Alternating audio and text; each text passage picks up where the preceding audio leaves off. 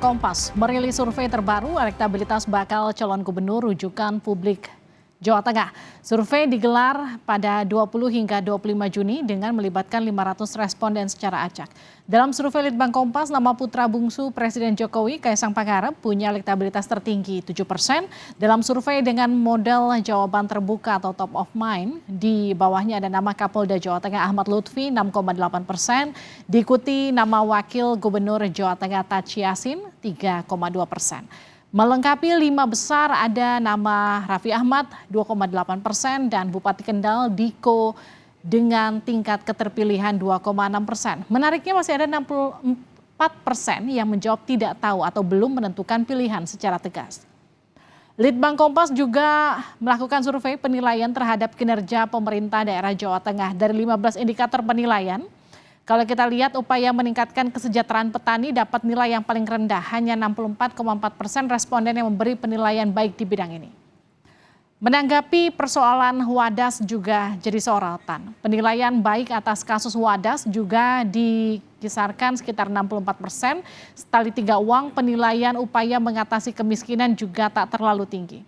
Responden yang menilai kinerja Pemda Jateng baik di bidang ini hanya 67%. Meski waktu pendaftaran pilkada masih panjang, siapa yang bakal maju dan mampu mengatasi persoalan di Jawa Tengah kita akan bahas usai tayangan ini.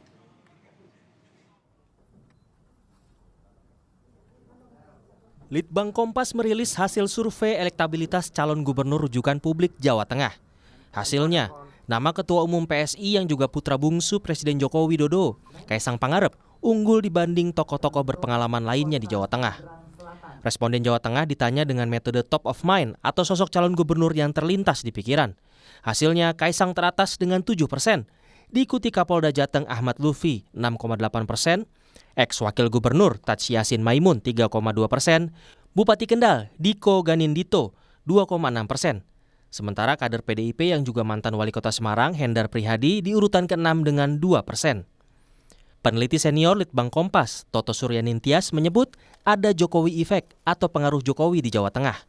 Ini menyebabkan sebagian pemilih PDIP terpecah, tidak lagi mengacu ke kader partai banteng, tapi lebih mempertimbangkan calon yang diasosiasikan dekat dengan Jokowi.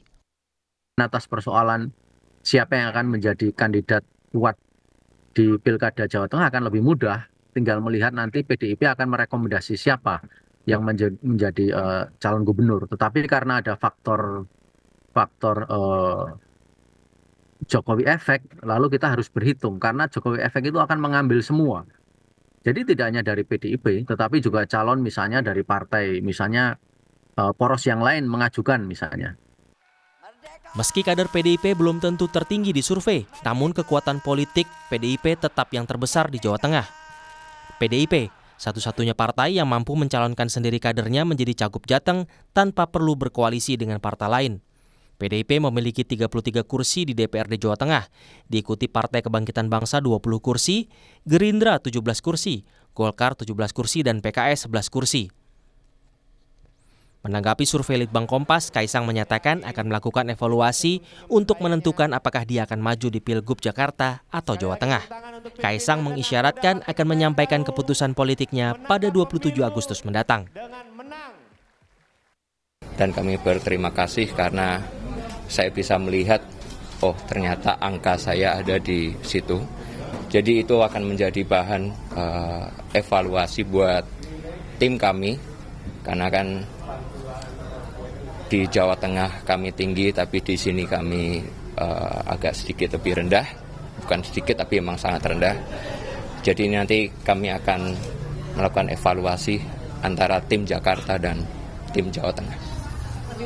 Oh, condongnya kemana? Sabar. 27 Agustus ya. Ya, yuk. Presiden Joko Widodo tak mempermasalahkan di mana Kaisang akan mencalonkan diri. Menurutnya, Jakarta dan Jawa Tengah sama saja.